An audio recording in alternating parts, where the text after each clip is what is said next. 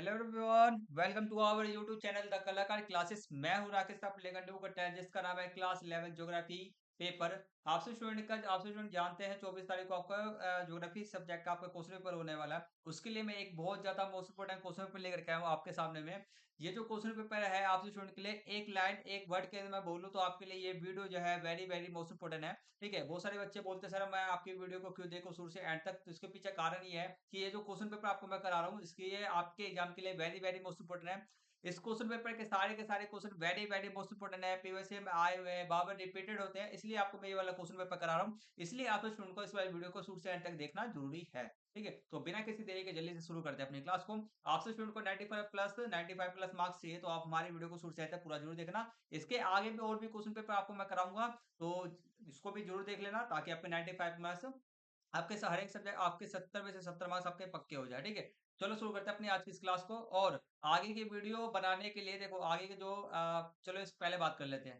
तो ये रहा आपसे स्टूडेंट का क्वेश्चन पेपर आएगा, ये आपका 7/2025-26 के लिए आएगा। क्लास 11 का सब्जेक्ट कोड नंबर आपका 0029 है। 3 घंटे का समय दिया जाता है, ये तो फिक्स है। ठीक है, आगे बढ़ते हैं।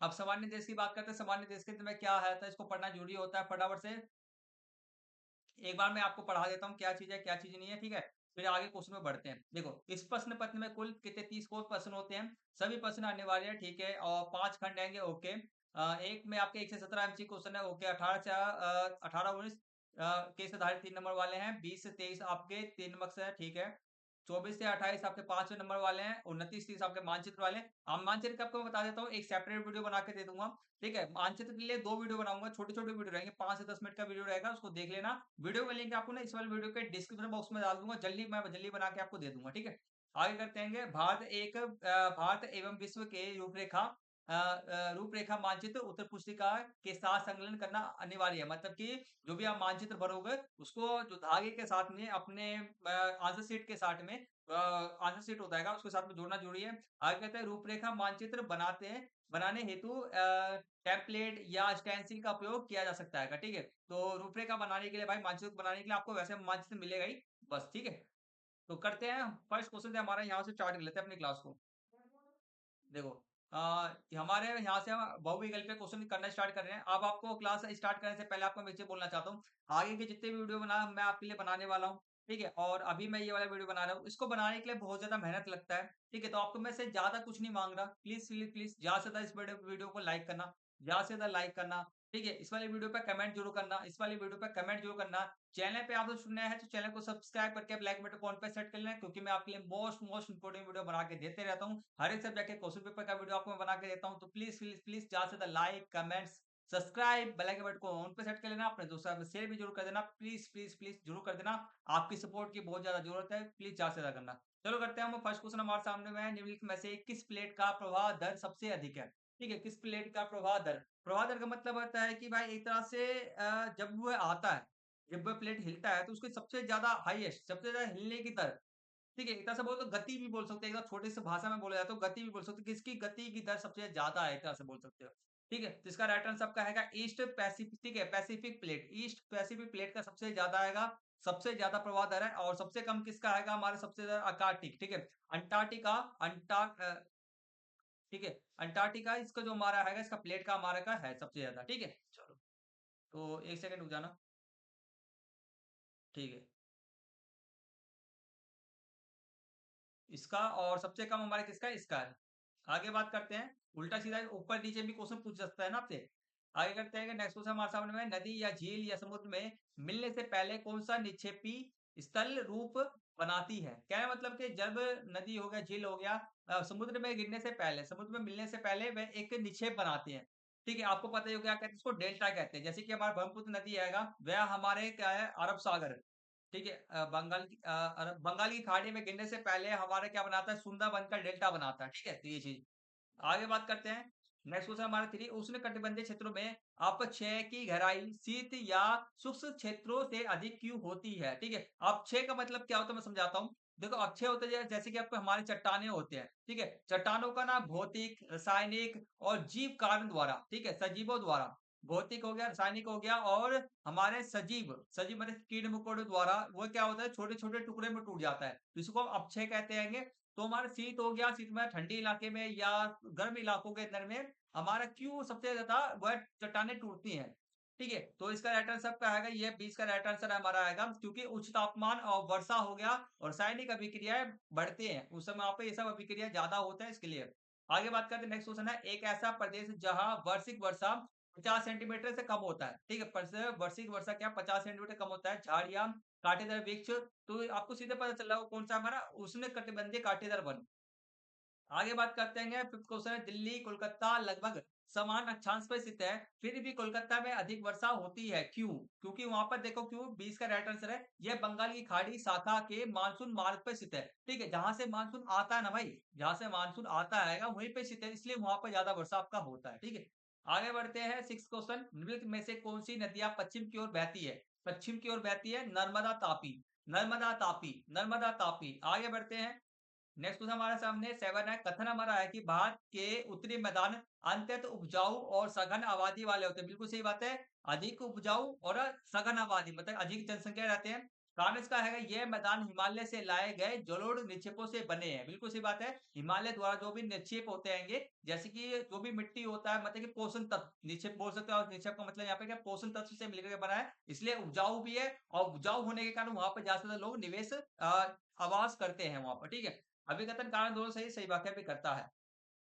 आगे बात करते हैं, एक क्वेश्चन, भारत पूरी तरह उत्तरी और पूर्वी गोलार्ध में स्थित है। भारत पूरी तरह हमारे उत्तरी पूर्वी गोलार्ध में स्थित है, हाँ ये सही है। आगे करते हैं, कारण इसका है, कर्क रेखा भारत के मध्य से गुजरती है। अब इसके पीछे कारण क्या, हमारे से गुजरने का, हमारा जो गुजरने का जो वहां पर हमारा स्थित है, गोलार्ध में स्थित है, क्या इसके पीछे कर्क रेखा कारण है? क्या इसके पीछे कर्क रेखा कारण है? नहीं। ठीक है, वैसे देख लो, कर्क रेखा भारत के मध्य से होकर गुजरती है, ये तो सही है, पॉइंट तो सही है, बट कारण इसका सही नहीं है। क्यों नहीं सही है, आपको मैं और डिटेल में समझाता हूँ।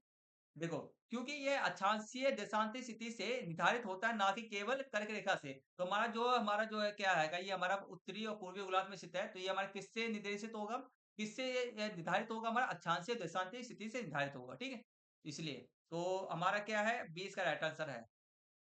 आगे बढ़ते हैं, उत्तरी गोलार्ध में ग्रीष्म ऋतु गर्मी के दिनों के दौरान, ठीक है, जब ITCZ, ठीक है, उत्तर की ओर खिसकती है तो उसका भारत की जलवायु पर मुख्य प्रभाव क्या होता है? जब ये हमारा खिसकता है तो इसके भारत की जलवायु पे मुख्य प्रभाव क्या होता है, हमारे को बताना है। तो 20 का राइट आंसर आएगा, ठीक है, व्यापारिक पवनें भूमध्य रेखा के उत्तर में आकर दक्षिण पश्चिम मानसून बन जाती है। व्यापारिक पवनें जितने भी होते हैं हमारा भूमध्य रेखा, ठीक है, भूमध्य रेखा के उत्तर में आकर दक्षिण पश्चिम मानसूनी हवा मानसून बन जाती है। आगे बात करते हैं, 10th निम्नलिखित में से कौन सा जोड़ा गलत सुमेलित है? कौन सा जोड़ा गलत सुमेलित है? तो ये पहला सही है, दूसरा सही है, तीसरा सही है, डी इसका गलत है, सुमेलित है, चुंबकीय सर्वेक्षण या प्रत्यक्ष स्रोत, ये हमारा गलत है। ठीक है, आगे बढ़ते हैं, ब्रह्मांड की उत्पत्ति से संबंधित सबसे सर्वमान्य सिद्धांत कौन सा है? हमारा सर्वमान्य बिग बैंग सिद्धांत। ठीक है, बिग बैंग सिद्धांत। आगे कहते हैं, नेक्स्ट क्वेश्चन हमारा, पृथ्वी की पट्टी के संबंध में कौन सा कथन सही है? पृथ्वी की पट्टी, पट्टी पता क्या होता है? ये पृथ्वी की पट्टी आपको मैं समझा देता हूँ। पृथ्वी की पट्टी सबसे पतली परत होती है। पट्टी का मतलब क्या है? पृथ्वी की सबसे पतली परत। ठीक है, करते हैं, तो हमारा पहले पढ़ेंगे, ये आपका मोटी परत है, गलत है। निकेल दो लोह से बनी है, नई मिट्टी से यह सब बना जाता है। महासागरों में भूपट्टी की मोटाई महाद्वीपों से कम है। महासागरों में जो भूपट्टी की जो मोटाई होती है, महासागर में तो भूपट्टी आपको बहुत कम देखने को होता ही नहीं, ना के बराबर, तो महाद्वीपों से कम है। ठीक है, तो ये हमारा सही है, सी ऑप्शन सही है आपका। ठीक है, अब आगे देखो, ये है पृथ्वी के आयतन का लगभग 50%, ये तो बहुत कम है ना, पतली परत होता है, आयतन तो बहुत कम हो गया ना। ठीक है, सी इसका राइट आंसर है। आगे बढ़ते हैं, थर्ड क्वेश्चन, भौतिक अपक्षय सूक्ष्म और अर्धसूक्ष्म क्षेत्रों में अधिक होता है। अभी हमने ऊपर में पढ़ा था, हाँ होता है अपक्षय, मतलब कि चट्टानों को टूटना कौन कौन से कारण द्वारा, भौतिक हो गया, रासायनिक कारक हो गया, और जीव कारक छोटे मोटे कीड़ों द्वारा। ठीक है, ये सब कारण देखा है, दिन रात के तापमान में अधिक अंतर से चट्टानों का फैलाव संकुचन होता है, जिससे वह टूट जाते हैं। बिल्कुल सही बात है, दिन और रात का तापमान होता है, यहाँ पे तापमान में देखो अपक्षय होता है। भौतिक भौतिक जो हमारे भौतिक जैसे चट्टान-वट्टान हो गए इन सब का, तो हमारे दिनों तापमान, ये भी तापमान कारण है कि नहीं? अपक्षय होने का ये हमारा तापमान कारण नहीं है। इसके कारण चट्टानों का फैलाव होता है, तो सूखे तो भाई सुखकते हैं, फैलते भी हैं, तो ये चीज़ है। तो कारण विकथन दोनों सही वाक्य भी करता है।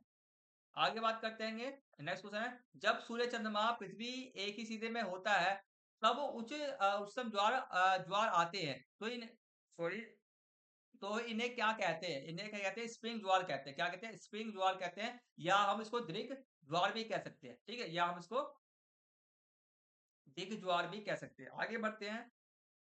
आगे क्वेश्चन जो हमारे आएँगे वह हमारे महाद्वीप पे सेल्फ से आधारित है। आगे के जो क्वेश्चन आएँगे वह आपके एकदम सो ईज़ी, ये बहुत ज़्यादा ईज़ी आएगा। देखो क्योंकि इसको पैराग्राफ को पढ़ करके ही हमारे को आगे क्वेश्चन के आंसर देने हैं। तो ये बहुत आसान क्वेश्चन हो गया। चलो करते हैं, इसको हम कर लेते हैं फटाफट से। पहला हमारा महाद्वीपीय सेल्फ क्या दर्शाता है? महाद्वीपीय सेल्फ क्या दर्शाता है हमारा? जब आपको देखो मैंने पढ़ लिया, आप पढ़ोगे तो आपको देखो एक तरह से नहीं, ये पैसेज जैसा क्वेश्चन हो जाता है। तो सबसे पहले क्वेश्चन को इस तरह इसका इसके हर एक क्वेश्चन का आंसर पर मतलब कि 15, 16, 17 का क्वेश्चन आपका करेक्ट हो, तो इसके पहले क्या करना होता है आपको 15, 16, 17 क्वेश्चन को पहले क्वेश्चन को पढ़ लो, फिर जाके इसमें पढ़ करके फिर पैराग्राफ को पढ़ना, फिर जाके आंसर को फाइंड करना, आपको मिल जाएगा, ठीक है? ये ट्रिक होता है, आंसर सही जानेगा आपका, आंसर सही जाएगा 100%। ठीक है? तो सेल्फ क्या दर्शाता है हमारा 20 का राइट आंसर महाद्वीप पे, ठीक है? महाद्वीप का समुद्र के नीचे फैला उथला किनारा। ठीक है, साइबेरियन सेल्फ कहाँ स्थित हैगा? मैं खुद से नहीं बता रहा हूँ, मैंने भी पढ़ा हैगा, फिर मैं आपको बता रहा हूँ। ठीक है, कहाँ पे स्थित है हमारा? किसमें हैगा हमारा? ये साइबेरियन हमारा है, ये था हमारा साइबेरियन, अभी हमने देखा तो था साइबेरियन कहाँ पर स्थित है हमारा? ठीक है, अर्कटिक महासागर में स्थित है, अर्कटिक में महासागर में स्थित है। डी है, आगे कहते हैं सेल्फ ब्रेक क्या होता है हमारा? सेल्फ ब्रेक क्या होता है हमारा बताओ? ये हमारा हैगा तटीय तटीय उथला भाग, तटीय उथला भाग है ऐसे। जहाँ सेल्फ समाप्त होकर महाद्वीपीय ढाल प्रारंभ होता है। इसका आंसर है यही है, हाँ, यही है। बी इसका राइट आंसर है। देखो, इसका राइट आंसर आपका बी है, जहां महाद्वीप सेल्फ समाप्त होकर महाद्वीप पे ढाल प्रारंभ होता है। तो इसके आंसर मैंने फाइंड करे हैं खुद से ही, तो यहाँ पर आपको मिल जाएगा, पढ़ोगे तो आप, ठीक है? आगे बढ़ते हैं, एक और क्वेश्चन कर लेते हैं फटाफट से, एक और क्वेश्चन कर लेते हैं, या ना करें? चलो आगे बढ़ जाते हैं। आगे क्वेश्चन तो मैंने कर रहे थे, पीडीएफ ले ले तो बढ़िया रहता। चलो कोई ना। ठीक है, तो आज की क्लास में हम सिर्फ और सिर्फ यहीं तक क्वेश्चन करेंगे। एमसी क्वेश्चन तक हम कंप्लीट करेंगे, इसके आगे क्वेश्चन आपको मैं नेक्स्ट क्लास में पूरा कंप्लीट करा दूंगा।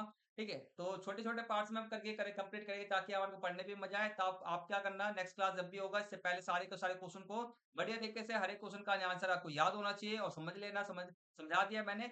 हर एक क्वेश्चन का आपका आंसर याद होना चाहिए, और नेक्स्ट वाले क्लास आप करोगे तो पीछे का आपको याद रहेगा, तो आपको फायदा ही फायदा देगा। ठीक है, आपकी एग्जाम की तैयारी पक्की हो जाएगी। ठीक है, तो ये वीडियो पसंद आए, आपको ये वाला वीडियो इन्फॉर्मेटिव लगा, तो इस वाले वीडियो को प्लीज प्लीज प्लीज ज्यादा से ज्यादा लाइक करना। ठीक है, कमेंट जरूर करना वीडियो पे, और चैनल पे आपने नया चैनल को सब्सक्राइब करके लाइक बटन को ऑन पे सेट कर लेना, क्योंकि मैं आपके लिए मोस्ट इंपोर्टेंट वीडियो बना के देते रहता हूँ। तो प्लीज प्लीज प्लीज ज्यादा से लाइक कमेंट सब्सक्राइब शेयर जरूर करें। ठीक है, तो आज क्लास को यहीं पे फिनिश करते हैं, मिलते हैं जल्दी से नेक्स्ट वीडियो के लिए। तब तक के लिए टेक केयर, टेक बाय, जय हिंद, जय Bharat, and thank you for watching.